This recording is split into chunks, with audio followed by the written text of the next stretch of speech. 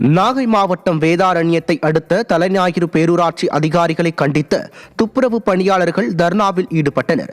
தலைஞாயிறு பேரூராட்சியில் கடந்த 15 நாட்களுக்கு மேலாக தினக்கூலி துப்புரவு பணியாளராக 12 பேர் பணியாற்றி வருகின்றனர்.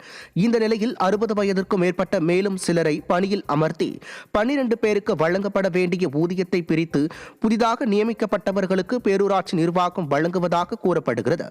இதுகுறித்து பலமுறை புகார் அளித்தும் நடவடிக்கை எடுக்காத பேரூராட்சி செயல் அலுவலர் மற்றும் எழுத்தரை கண்டித்து துப்புரவு பணியாளர்கள் போராட்டத்தில் ஈடுபட்டனர். வருஷமா பேரூராட்சியில் வேலை பார்க்குறோங்க சார். திருநெல்வேலியில் தான் நாங்கள் வேலை பார்க்குறோம்.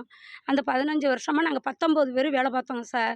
19 பேரில் எங்களுக்கு 12 பேருக்கு தான் சம்பளம் போட்டாங்க. அதை தான் பிரித்து கொடுத்துக்கிட்டு இருந்தாங்க சார். அதை எங்களுக்கு வேண்டாம், எங்களுக்கு 12 பேருக்கு தான் சம்பளம் நிர்வகிக்கணும்னு நாங்கள் சொல்லி கொடுக்குறோம். அதை கொடுக்காம எங்களுக்கு அந்த 19 பேருக்கும் பிரித்து கொடுக்குறாங்க. அது எங்களுக்கு கட்டுப்படி ஆகலை. எங்களுக்கு நிரந்தர சம்பளம் 12 பேருக்கும் எங்களுக்கு சம்பளம் வேணும்னு தான் நாங்கள் கேட்குறோம், போராடுறோங்க சார்.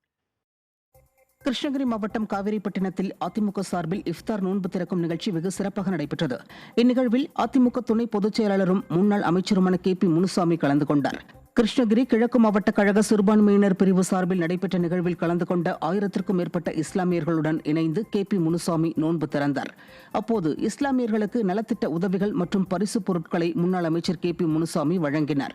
இந்நிகழ்வில் கிருஷ்ணகிரி கிழக்கு மாவட்ட கழக செயலாளர் அசோக்குமார், ஊத்தங்கரை சட்டமன்ற உறுப்பினர் தமிழ்ச்செல்வம், முன்னாள் சட்டமன்ற உறுப்பினர் மனோரஞ்சிதம் நாகராஜ் மற்றும் கழக நிர்வாகிகள், தொண்டர்கள் ஏராளமானோர் கலந்து கொண்டனர்.